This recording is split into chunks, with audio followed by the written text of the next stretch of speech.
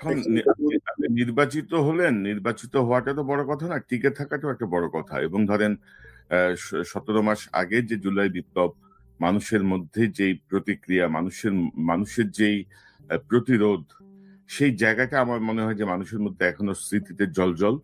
তো যদি কোনো ব্যত্যয় ঘটে, আরেকটা অস্থিতিশীল পরিস্থিতি তৈরি হবে। এবং এটার মধ্যে ধরেন উস্কানি দেওয়ার জন্য, হাওয়া দেওয়ার জন্য লোকের অভাব নাই। কারণ আমরা আনসার লীগ দেখছি, আমরা অটো অটো কি বলে, অটো চালকদের সংগঠনের আন্দোলন দেখছি, আমরা শিক্ষকদের নানা আন্দোলন দেখছি। সবকিছুর মধ্যেই ধরেন ছাত্রলীগ, যুবলীগের উম, ঢুকে একটা অস্থিতিশীল পরিবেশ তৈরির চেষ্টা ছিল, যেটা ডক্টর ইউনূস সরকারের একটা অনেক বড় চ্যালেঞ্জ ছিল। প্রায় ধরেন প্রায় হাজার খানেক বিভিন্ন রকমের দাবি দেওয়ার আন্দোলন ঠেকাতে হয়েছে। 944টা 944 944, জি। এবং এই সরকার একটা বড় চ্যালেঞ্জ হচ্ছে যে জায়গাটা, ধরেন নির্বাচনের আগে পরে যে বিষয়গুলো নিয়ে আলোচনা হয়েছে, যেমন ধরেন সংখ্যালঘুদের নিরাপত্তা। এবং আপনি যদি দেখেন যে হাসিনা পালিয়ে যাওয়ার পর থেকে সংখ্যালঘু ইস্যুটাকে ভারত বারবার ট্রাম্প কার্ড হিসেবে ব্যবহার করছে। বাংলাদেশের বিভিন্ন গ্রুপ থেকে এই ঘটনাটাকে সামনে নিয়ে আসা হয়েছে। যে বিষয়গুলো ছিল সিম্পল পলিটিক্যাল, হাসিনা পালায় যাওয়ার পরে এলাকায় ওই আওয়ামী লীগের সমর্থক যে হিন্দু ভদ্রলোক, তার সঙ্গে যে দ্বন্দ্ব, সেটাকেও সংখ্যালঘু নির্যাতন হিসেবে চালিয়ে দেওয়া হয়েছে। কিছু ঘটনা তো ঘটেছে 30-35টা, তো সেটাকেও অন্যভাবে পোর্ট্রেট করা হয়েছে। এবং আপনি জানেন যে 2001 সালে বিএনপি ক্ষমতায় আসার পরে সংখ্যালঘুদের উপর একটা, মানে কি বলবো, নজিরবিহীন নির্যাতনের কিছু ঘটনা আমরা দেখেছি সংবাদপত্রে বা টেলিভিশনে। যদিও গত আওয়ামী লীগ একচেটিয়া বিএনপিকে দোষারোপ করলেও হাসিনা তার 16 বছরে কিন্তু 2001-এর ঘটনা নিয়ে কোন রকমের তদন্ত বা কোন রকমের কিছু করে নাই। একটা গোপন তদন্ত হয়েছিল, সেখানে আওয়ামী লীগের লোকজনকে আসলে দোষারোপ করা হয়েছে। তো অর্থাৎ অন্যের নাক কেটে যাত্রাভঙ্গের যে যে প্র্যাকটিস দীর্ঘদিন ধরে সংখ্যালঘুদেরকে ব্যবহার করা, সেই জায়গাটায় বিএনপির সতর্কতার জায়গাটা কি হতে পারে সুমন ভাই? একটু সংক্ষেপে যদি একটু বলেন, তারপর আমরা আরেকটা প্রসঙ্গে যাব। সংখ্যালঘুর যেই ইনসিডেন্ট গুলো হয়, আনফরচুনেটলি আমি যতটুকু ভিতরের জিনিস জানি, সেই জিনিসগুলা প্ল্যান করা, সেটা এক্সিকিউট করার ক্ষেত্রে কিন্তু একটা স্বার্থান্বেষী মহল থাকে যারা আওয়ামী আশীর্বাদ পুষ্ট। দেখেন, আওয়ামী আমলে শাসন আমলে তখন বাস পোড়ানো হয়, যেটা আওয়ামী লীগের নানক মির্জা আজম এরাই পড়ায় বিএনপির উপরে দোষটা চালায় দেয়। তেমনি ভাবে এই গত 18 মাসে আমরা যে কিছু দেখলাম, এই তত্ত্বাবধায়ক অন্তর্বর্তী সরকারের সময় সংখ্যালঘুদের উপরে কিছু নির্যাতন হয়েছে, যেটাকে সংখ্যালঘু নির্যাতন হিসেবে চালানোর চেষ্টা করা হয়েছে, বেসিক্যালি পলিটিক্যাল ছিল। বাট এইগুলাতে কিন্তু আমরা পরবর্তীতে বিভিন্ন যারা ক্ষতিগ্রস্ত, নির্যাতিত, তাদের যে জবানবন্দি আসছে, সেখানে মোর দ্যান 50%, মানে মেজরিটি ক্ষেত্রে দেখছি যে আওয়ামী লীগের বিভিন্ন লোক হয় সেটা করেছে, অথবা আওয়ামী লীগের বিভিন্ন লোক সেটা স্টেজ করেছে, নাটকটা সেভাবে। ওই পাশ থেকে শুভেন্দুর লোকজন আসছে পশ্চিমবঙ্গে, আর এই পাশ থেকে আওয়ামী লীগের লোকজন বর্ডারের কাছে, তাদেরকে বসে খাবার পাবি, খাবার দেবার কথা বলে নিয়ে গিয়ে, বাট সেটাকে ক্যামেরাতে বন্দি করা হয়েছে। সংখ্যালঘু নির্যাতনের কারণে তারা দেশান্তর হচ্ছে বা বর্ডার ক্রস করে চলে যাচ্ছে। তো মেনি অফ দ্য থিংস সেগুলা স্টেজড ছিল। তো বাট দিন শেষে স্টেজড হোক কি সত্যি হোক, সেগুলো তো আমাদের নিজেদের মধ্যে, জাতির মধ্যে আস্থা সংকট তৈরি করবে, বাইরের বিশ্বে আমাদের সম্পর্কে খারাপ ধারণা করবে। সুতরাং এই ক্ষেত্রে যেহেতু এখন একটা মেজরিটি নিয়ে 212 সিট নিয়ে বাংলাদেশ জাতীয়তাবাদী দল সরকার গঠনের জায়গা আসছে, সেই জায়গা থেকে তাদেরই সুযোগ আছে সেটা তাদের কর্মী, মাঠ পর্যায়ে কর্মী লেভেল পর্যন্ত এই জিনিসটা নিশ্চিত করা যে কোনোভাবে, আপনারা দেখেছেন সন্দীপের ঘটনাটা, আমি এখানে বলতে চাচ্ছি না, তো বিন্দু মাত্র এমন কোনো ঘটনা না ঘটে, সেটা নির্বাচন সংশ্লিষ্ট হোক, রাজনৈতিক সংশ্লিষ্ট হোক, অথবা পারিবারিক হোক, সংখ্যালঘুদের নিরাপত্তা দেওয়ার মাধ্যমে আমরা কিন্তু সবাইকে বলতে পারবো যে যারা আমাদেরকে এই ব্যাপারে লেকচার দেয়, তারা তাদের দেশে যে নির্যাতন চালায়, আমরা সেই তুলনায় কখনোই কিছু করি না। আমরা একটা সহনশীল জাতি, আমরা একসাথে থাকি। জামাতের দিক থেকে আমার কিন্তু সমস্যা নাই। দেখেন ভাই, জামাত বা এনসিপি এই আগস্ট পরবর্তী যখন একটা ভয় ছিল যে সংখ্যালঘুদের উপর নির্যাতন হবে, বিকজ তারা আওয়ামী লীগের হয়ে ভোট দিচ্ছে বেশিরভাগ সময়, মসজিদে, থেকে বলে কমিটি থেকে এই বাড়ি বাড়ি গিয়ে পাহারা দেওয়া, মন্দিরগুলোতে পাহারা দেওয়া, সেগুলো কিন্তু মোস্টলি জামাত ইসলামী লোকজনই করেছে, এনসিপির ছেলেপেলেরাই করেছে, সেই পাহারাগুলো দিয়েছে। আমি জানি তারা সেই প্র্যাকটিসটা বজায় রাখবেন, সেটা তাদের পরবর্তী নির্বাচনের জন্য একটা সুফল বয়ে আনবে। বাট এই ক্ষেত্রে সরকারি দল বা সরকার হিসেবে বিএনপিকে মাঠ পর্যায়ের কর্মী পর্যন্ত সতর্ক করে দিতে হবে যে কোনোভাবে এই ধরনের কোনো কিছু চিন্তাও যাতে কেউ না করে, বরঞ্চ একটা সহনশীলতা, সহমর্মিতার জায়গায় আমরা অবস্থান করি। That is the thing. যখন এটা আমরা করব, তখন কিন্তু বাইরের বিশ্ব বা অন্য কোথাও এটা নিয়ে কোনো উচ্চবাচ্য হবে না, বা কেউ এটা নিয়ে বলতেও পারবে না। আরেকটা বিষয় সুমন ভাই, যে ধরেন এবারের নির্বাচনে সংখ্যালঘু সম্প্রদায়ের একটা বড় অংশ কিন্তু বিএনপিকে ভোট দিয়েছে, এবং পাশাপাশি আওয়ামী লীগের একটা অংশ কিন্তু বিএনপিকে ভোট দিয়েছে, যারা দেখছে যে হাসিনার আসলে আর ফিরে আসার কোনো সুযোগ, সম্ভাবনা, আশঙ্কা কিছুই নাই। কারণ হাসিনা যে বলছিল না, যে পালায় যাওয়ার পরে চট করে ঢুকে যাব আগামী 3 মাসের মধ্যে, নভেম্বরে, ডিসেম্বরে, মার্চে, এভাবে যে 2 মাস 3 মাস পর পর যে ডেট হচ্ছিল, 17 মাস পরে নির্বাচন হয়ে যাওয়ার সময় মানে আওয়ামী লীগ সমর্থক অনেক সাধারণ যারা আছেন, তারা ধরেই নিচ্ছেন যে হাসিনা আর ফিরতেছে না, আওয়ামী লীগের অবস্থা আর ফিরছে না। তো তারাও অনেকে বিএনপিকে ভোট দিয়েছেন, কেউ কেউ জামাতকেও ভোট দিয়েছেন।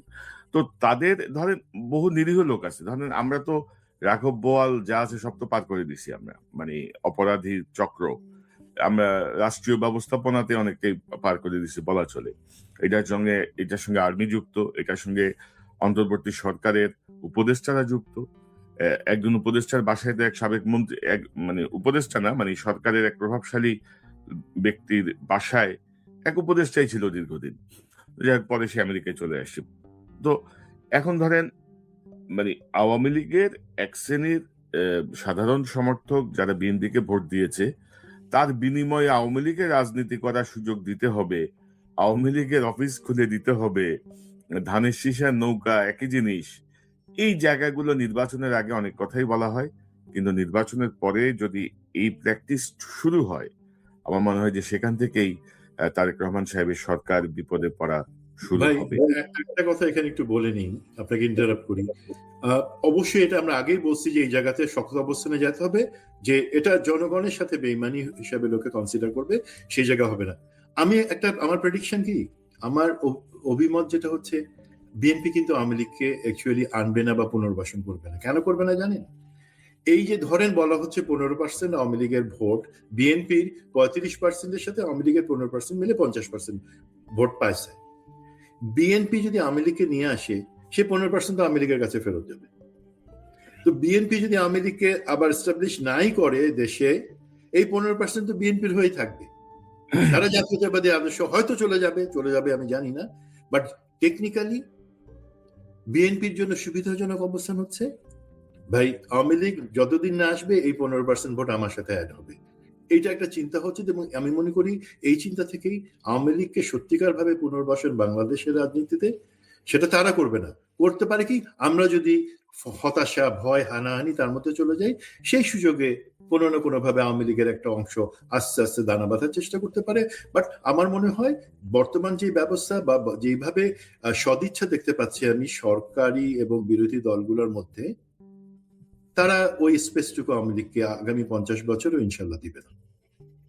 না, ওইটাই। পাশাপাশি ভাই আরেকটা গুরুত্বপূর্ণ বিষয় আমি যদি আপনাকে বলি, সেটা হচ্ছে আমাদের আহ সুশীল সমাজ, মানে আওয়ামী সুশীল যারা, ধরেন 15 বছরে হাসিনার গুম খুনের সময় তারা টু শব্দ উচ্চারণ করে নাই, হাসিনার কোনো নির্যাতন নিপীড়ন নিয়ে টু শব্দ করে নাই, কিন্তু তারা ধরেন হাসিনার সুতার এখনো নাচে, কিছু হইলেই তারা ধরেন মাথায় কালো কাপড় বেঁধে, জাতীয় পতাকারে গলায় বেঁধে ধরেন ঝাঁপায় পড়তেছে, বিবৃতি দিচ্ছে, নানা রকম দিচ্ছে। এবং সুশীল মিডিয়ার ভিতরটা কিন্তু আমরা বারবার বলার পরেও কিন্তু ইউনূস সাহেব খেয়াল করে নেই। ইউনূস সাহেব কিন্তু মিডিয়ার মধ্যে ফ্যাসিস্টদের যে দোষর, তাদেরকে কিন্তু তিনি রিমুভ করার কোনো উদ্যোগ নেয় নাই। তারা মাথা নামাই ছিল, এখন আস্তে আস্তে মাথা তুলছে। বিএনপি যে স্ট্র্যাটেজিটা নিয়েছে, বিএনপি মনে করছে যে আমি ওই মিডিয়ার হেড অফ মিডিয়া বা কি বলবো এটাকে, চিফ নিউজ এডিটর বা হেড অফ নিউজ বা সিইও আমার লোক বসাই দিচ্ছি। তো আমার লোক বসাই দিলে ভাই আপনি যতদিন আছেন ততদিন আপনার জায়গাটায় তারা একটা সাপোর্ট পাবেন। কিন্তু আপনিও তো ভাই মানে কি বলবো, সারা জীবনে চুক দিতে তো আসেন নাই ক্ষমতায়, তাই না? একটা নির্দিষ্ট সময়ের জন্য আসছেন। তো যখনই আপনি একটু বেকায়দা পড়বেন, এই ফ্যাসিস্টদের দোসর অর্থাৎ সাংবাদিকতার নামে যারা ফ্যাসিজমকে টিকায় রাখতে হেল্প করছে তাদেরকে চিহ্নিত করা, তাদের ব্যাপারে কঠোর পদক্ষেপ নেওয়া, এই সুশীল, কথিত সুশীল অর্থাৎ আওয়ামী সুশীল তাদের জায়গাটা নিয়ন্ত্রণ করে। এবং আমি তো বলবো যে টিআইবি নামে যে সংগঠনটা আছে, ইফতেখারুজ্জামান, মানে যে নিজে ধরেন বয়স সীমা লঙ্ঘন করে এখনো চালায় যাচ্ছে, নানা ধান্দাবাজি করে যাচ্ছে, সে কিন্তু একটা বিশাল স্টেক, কিন্তু সে কিন্তু এই টিআইবিটাকে তার মানে ব্যক্তিগত রাজনৈতিক ইচ্ছা চরিতার্থ করার জন্য সে কিন্তু ব্যবহার করে, কিন্তু যে নানা রকম ভাবে একটা ইয়ে দেয়, আমাদের মিডিয়া ঝাঁপায় পড়ে টিআইবি বলছে, টিআইবি বলছে মানে এটা ওহি নাজেল হয়েছে আর কি, এরকম একটা অবস্থা। এবং আপনি জানেন যে 5 বারের দুর্নীতির চ্যাম্পিয়ন এটা ইফতেখার খুব কায়দা করে বিএনপি কে নিয়ে আসছিল। এবং আওয়ামী লীগের 17 বছরের এই যে করাপশন, এই যে ব্যাপক লুটপাট, এগুলো কিন্তু টিআইবি ওইভাবে ওভারলুক করে গেছে। তো এই যে মিডিয়ার ফ্যাসিস্টদের নিয়ন্ত্রণ, আহ, আহ, আওয়ামী সুশীল, কথিত সুশীল সমাজ নিয়ন্ত্রণ, বা এই টিআইবি টাইপ আরো কয়েকটা সংগঠন আছে, এগুলোকে কিভাবে কি করা যেতে পারে, আপনার পর্যবেক্ষণ কি? আমার মনে হয় আপনি যেহেতু একজন সাংবাদিক হয়ে, মিডিয়ার একজন ব্যক্তিত্ব হয়ে কথাটা বললেন, এই জিনিসটা যদি চালু থাকে, আমার গানে দেখেন মুন্নি সাহা, জয়ী মামুন, তারপরে ওই যে আম, দুইজন প্রখ্যাত সাংবাদিক নেতা যারা বাংলাদেশের অনেক ক্ষতি করেছেন, আমার নামটা মনে পড়তেছে না, বুলবুল আর কে, দেখেন তারা কিন্তু সব মাহফিলে যায়, সব সভা সমাবেশে, পার্টিতে যায়, ভালো আসনটাতে গিয়ে বসে। আমি সাংবাদিক মহল থেকে কিন্তু দেখি না। এখন সাংবাদিক মহল, যেমন আমি ব্যক্তিগতভাবে মনে করি যে না, সেনাবাহিনীকে যেহেতু আমি ভালোবাসি, তার ব্যাপারে দুর্নাম না আসুক, সেই জন্য আমি কিছু কিছু জায়গায় তার দোষের কথাটা বলে দিই, যাতে সে সংশোধিত হয়। তেমনি ভাবে সাংবাদিক মহল থেকে সেই জিনিসটা এতদিন ছিল না, বাট আপনি বলছেন, আমার বিশ্বাস তারা সেই জিনিসটা করবেন। এবং আমাদের যে সুশীলের যে জায়গাটা, আমার মনে হয় সুশীলের যে ডেফিনেশন আছে সেটা ক্রস করে পার্টি লাইনে তারা সবসময় চলে আসে। এই জায়গাটা একটা সরকারকে মনে রাখতে হবে যে আমাকে ভুল পথে গাইড করার জন্য এই ধরনের সুশীল বা এই ধরনের এনজিও গুলো যথেষ্ট। আমি তাদেরকে লাইনে আনবার জন্য স্পেসিফিক যে এই রিলেটেড যে মন্ত্রণালয় আছে তাদেরকে বলবো যে তারা এই ক্ষেত্রে তাদের চার্টার অফ ডিউটি আছে, সেটা তাদেরকে বারে বারে মনে করা দাও এবং সেই লাইনে রাখা। এখানে আমি বিস্তৃত যাচ্ছি না ভাই, আমার কাছে অ্যাকচুয়ালি প্রোগ্রাম যেহেতু বেশি সময় হয়ে যাচ্ছে, আমার কাছে বিএনপির জন্য, ভবিষ্যৎ সরকারের জন্য যে দুইটা চ্যালেঞ্জ আমার কাছে মনে হচ্ছে যে আরো আছে, আমি একটু যদি বলি। আপনি দুর্নীতির কথা বললেন, এবং আমরা জানি যে অর্থনীতি অ্যাকচুয়ালি, আমরা প্রফেসর ইউনিসের সরকার কোনোভাবে সেটাকে তলানিতে যাওয়ার থেকে ঠেকায় রাখতে পারছেন তাদের কানেকশন বা একটা উদ্যোগ নিয়ে, বাট সেই জায়গাতে আমাদের অর্থনীতির অবস্থা ভালো না ভাই। তো সেই জায়গাটাতে আমাদেরকে ফোকাস দিতে, মানে চোখে চশমা হচ্ছে বড় সমস্যা, চ্যালেঞ্জ, সেই চশমা পরা যাবে না। দেন অর্থনীতির জায়গাতে আমাদেরকে একটা সবল অর্থনীতি একদিনে হয়ে যাবে না, আমাদের জনগণকে তৈরি থাকতে হবে কিছু কৃচ্ছতার জন্য, এবং সরকারকে চেষ্টা করতে হবে যে দুই জায়গায় ঘাটতি, যে একটা নির্বাচিত সরকার না থাকায় নাকি এফডিআই বা ফরেন ডাইরেক্ট ইনভেস্টমেন্ট আসে নাই, এখন আমরা দেখতে চাই কতটুকু আসে এবং কিভাবে সেটা আনা হয়। সেই ক্ষেত্রে যে লোকজন আছে তাদেরকে অর্থনৈতিক ব্যবস্থাপনা দেশের ভিতরে বা আমাদের ইন্টারনাল যে রিসোর্সেস গুলো আছে সেগুলাকে কিভাবে ম্যানেজ করা যায়, যেখানে আমরা পিলফারেজ বা মানি সাইফনিং, টাকা দেশের বাইরে পাচার না হওয়া, সেই জিনিসটা নিশ্চিত করব। এবং দেশে ইন্টারনাল ইনভেস্টমেন্টের জন্য যে সুযোগ দেওয়া, ধরেন একটা এক্সাম্পল দিলাম, যারা বেশ অনেকজন ঋণ খেলাপি, 25 জন না 39 জন, তারা তো গত নির্বাচনে বিএনপি থেকে নমিনেশন নিয়েছেন এবং অনেকেই নির্বাচিত হয়েছে। একটা এক্সাম্পল ট্রেন্ড সেট করা যেতে পারে, বিএনপি হাইকমান্ড বলে দিল যে আমি চাই তোমরা শপথ নেওয়ার 7 দিনের মধ্যে এইটা তোমরা শোধ করে দিবা, কোথাতে দরকার তোমার ব্যবসা বিক্রি করে দাও, এটা শোধ করবা। আমরা এস আলম এবং অন্যান্য যে গ্রুপ, বসুন্ধরা গ্রুপ বা অন্যান্য যে গ্রুপগুলাকে ফেভার করা হয়েছে কোনো পলিটিক্যাল পার্টির সাইড থেকে, এই ধরনের কোনো কথা শুনতে চাই না। বাংলাদেশকে তারা ফোকলা করে দিয়ে গেছে। এখন ভবিষ্যতে আমরা যদি কঠোর অবস্থানে না যাই, অর্থনীতি দাঁড়াতে পারবে না ভাই, সেই টাকা সেই বাইরেই চলে যাবে। অর্থনীতির পরে আরেকটা যেই জিনিস হচ্ছে, দেখেন উনি আগামীকালকে তো শপথ নেওয়ার পরেই মন্ত্রিসভা ডিক্লেয়ার হবে, দুইটা মন্ত্রণালয় আমার হিসেবে খুবই গুরুত্বপূর্ণ। একটা হচ্ছে জ্বালানি ও খনিজ সম্পদ মন্ত্রণালয়, যেখানে আমি জনাব ফজল কবিরের ভূমিকাকে অবশ্যই প্রশংসা করি। কিছু কমিটি করে দিয়েছিলেন এবং সেখানে তারা আইডেন্টিফাই করছে আদানি এবং সমপর্যায়ের যে কোম্পানিগুলোর কারণে আমরা চরমভাবে ক্ষতিগ্রস্ত হয়েছি এবং আগামী 5 বছরে 25 বছরে আমাদেরকে কি পরিমাণে লোকসান গুনতে হবে সেই জায়গাটা মনে রাখতে হবে জনাব তারেক রহমান। শেখ হাসিনা ছিল কংগ্রেসের বন্ধু, কংগ্রেসের সাথে তার দোস্তি ছিল।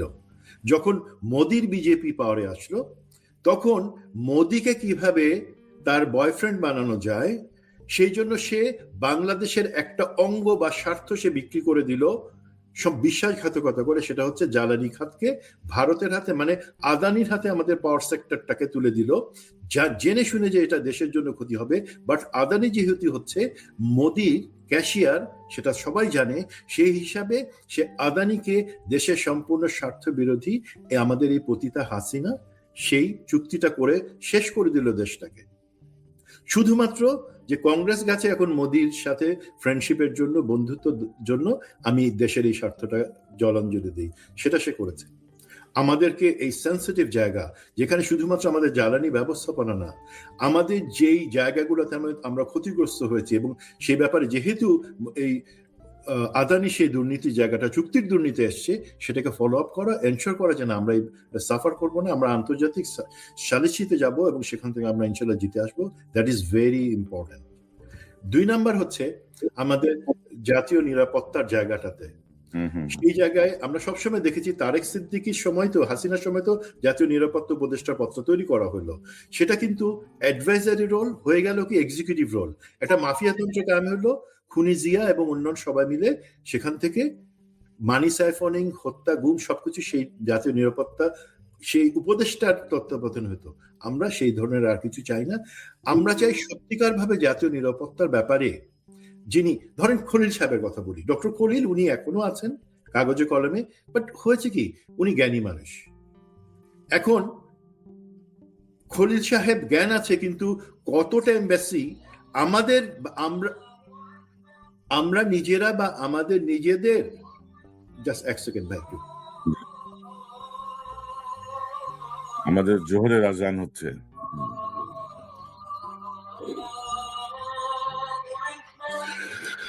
ভাই তো দেখা গেল কি আমাদের লেভেলে ইভেন আমরা, আমার মনে হয় 50টা দেশের কূটনীতিকের সাথে, রাষ্ট্রদূতের সাথে আমরা কানেক্টেড থাকি।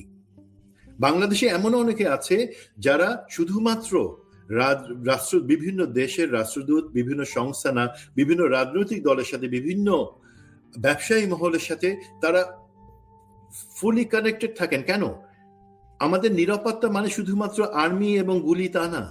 নিরাপত্তার সাথে অর্থনীতি, ব্যবসা বাণিজ্য, বৈদেশিক সম্পর্ক সবকিছু জড়িত। সেই ধরনের যোগ্যতার জায়গায় ডক্টর খলিল কখনো ছিলেন না।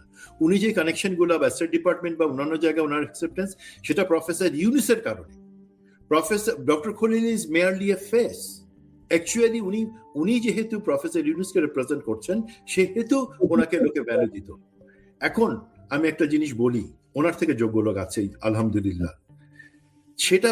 এটা বলবার কারণ কি, আমি শুনতে পাচ্ছি এই বিএনপি সরকার ডক্টর খলিলকে পুনর্নিয়োগ দিবেন, নিরাপত্তা বাদ রেখে ট্রেড এবং যেটা রোহিঙ্গা সংক্রান্ত ব্যাপারে উপদেষ্টা টেকনোক্র্যাট হিসেবে ওনাকে নিয়োগ দিবেন।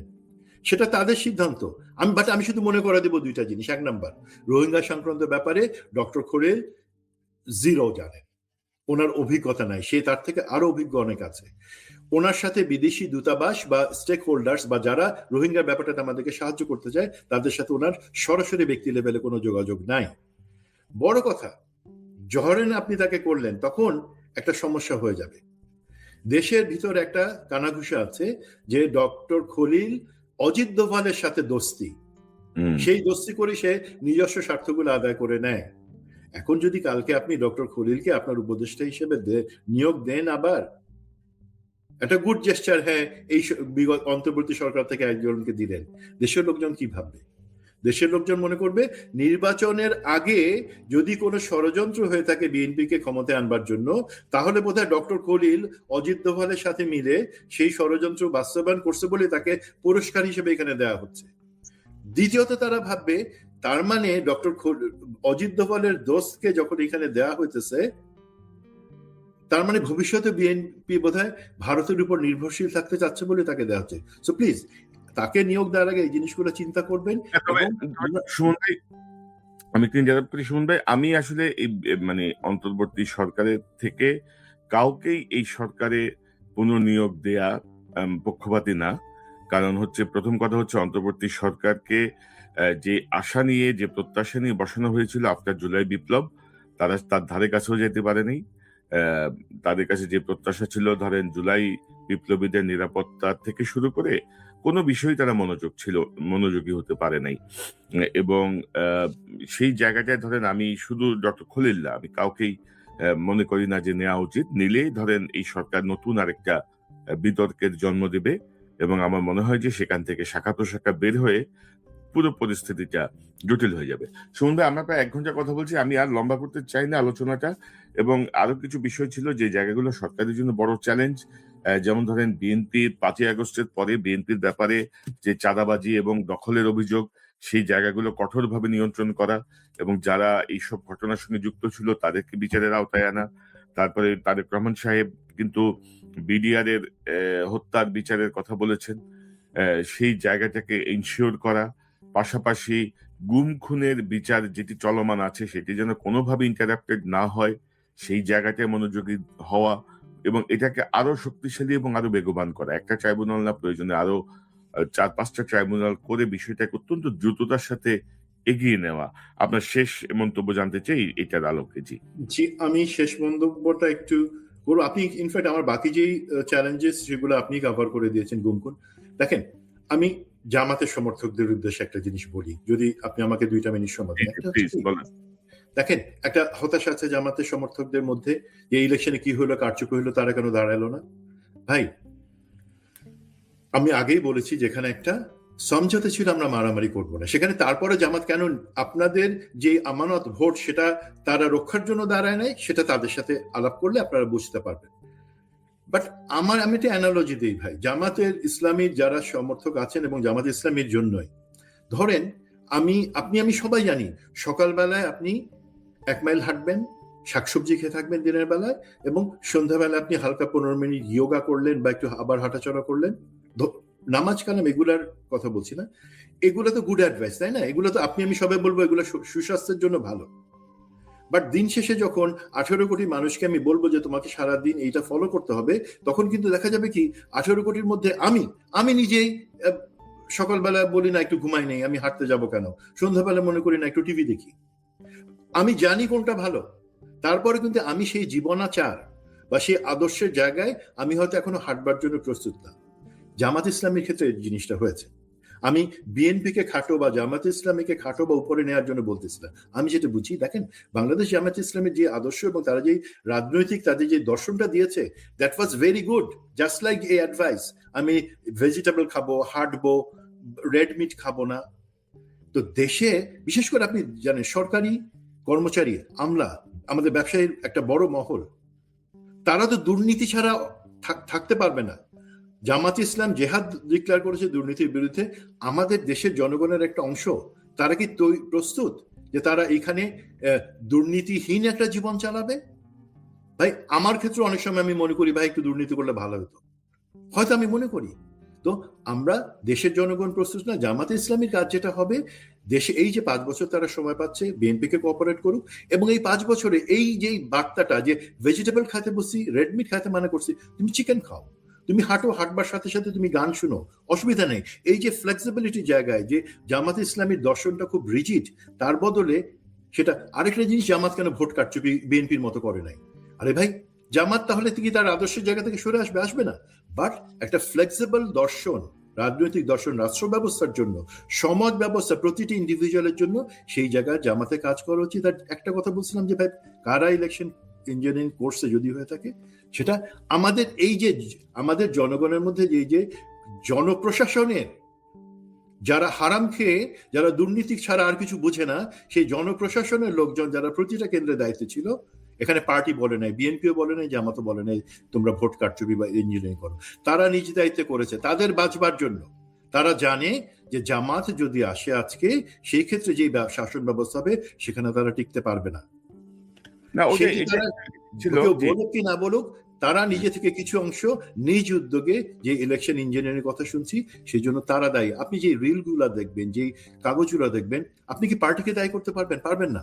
আপনাকে দায়ী করতে হবে সেই লোকজনকে যারা প্রিজাইডিং অফিসার ছিলেন। তবে সুমন ভাই, ওই যে আপনি যেটা বলছিলেন যে ধরেন দুই একটা জায়গায় কিন্তু ধরেন বিএনপি যেমন জাল ভোট দেওয়ার চেষ্টা করছে, জামাতও জাল ভোট দেওয়ার চেষ্টা করছে, দু একটা জায়গায় ধানের শীষের সিল পাইছে, দু একটা জায়গায় দাঁড়িপাল্লার সিল পাইছে, এগুলো ছিল, এগুলো থাকবে বাংলাদেশে। ধরেন এই এই এই জায়গাটা থেকে বের হয়ে আসতে আমাদেরকে কমপক্ষে ধরেন ৫টা জাতীয় সংসদ নির্বাচন, মানে এরকম ভাবে জনগণের অংশগ্রহণের মধ্য দিয়ে যদি আমরা পার করতে পারি, জনগণ এক্স্যাক্টলি। যদি তার জনগণ যদি তার ভোটাধিকারের জায়গাটা, নিজের অধিকারটা যদি বোঝে, সেই ক্ষেত্রে ধরেন এটা নিয়ন্ত্রিত হবে। এবং আমি আরেকটা গুরুত্বপূর্ণ বিষয় ছিল আসলে, যে বিষয়গুলো আমরা আলোচনা করছি এগুলো সবই ওভারভিউ, মানে অ্যাট এ গ্ল্যান্স। প্রত্যেকটা বিষয় নিয়ে আলাদা আলাদা অনুষ্ঠান হতে পারে, হয়তো আমি করার চেষ্টা করব। আমরা দেখছি যে ইতিমধ্যেই মানে আপকামিং সরকার কিন্তু সচিবালয়ে কিছু পরিবর্তনের চেষ্টা করছে। একজনকে অবসর দেওয়া হয়েছে, একজনকে নতুন দায়িত্ব দেওয়া হয়েছে, নানা কিছু হচ্ছে। তবে একটা জায়গায় অনুরোধ করব, যে কালচারটা বাংলাদেশে ছিল এতদিন ধরে, যে নতুন সরকার আসে, আগের সরকারের সব সমর্থক ওএসডি। কারণ বিএনপির বহু সচিব আছে, বহু আহ, সরকারি কর্মকর্তা আছে যারা ধরেন 15 বছর ধরে ওএসডি ছিল। তত্ত্বাবধায়ক আসার পরে তাদেরকে 4 ডবল প্রমোশন দিয়ে বসানো হয়েছে। সেটাও আবার আরেকটা জায়গা, যে প্রশিক্ষণ ছাড়া, কাজের অভিজ্ঞতা ছাড়া আমি এক লাফে মানে সিনিয়র সহকারী সচিব থেকে আমি এডিশনাল সেক্রেটারি হয়ে গেছি। তো বিএনপির প্রতি অনুরোধ, যে একেবারে যারা দুর্নীতিগ্রস্ত, যারা পাওয়ার ফ্যাসিস্ট, মানে সহযোগী, তাদেরকে বিরুদ্ধে ব্যবস্থা নেয়, ইন জেনারেল যেন তারা কোনো পদক্ষেপ না নেয়। পাশাপাশি দুর্নীতিগ্রস্ত লোক দলমত নির্বিশেষে, সে বিএনপি করুক, বিএনপির সমর্থক হোক, আর যাই হোক, সেই জায়গাটা কঠোর অবস্থানে থাকা। আমার মনে হয় যে তাহলে তারেক রহমানের যে যে যে ক্ষমতায়, রাষ্ট্র ক্ষমতা, অনেক বেশি সফল হতে পারবেন তিনি। কারণ আমরা চাই যে বাংলাদেশে একটি গণতন্ত্রের বিকাশ ঘটুক, এবং তারেক রহমান সাহেব হ্যাঁ, আসল জিনিস কিন্তু হয়ে গেছে আলহামদুলিল্লাহ।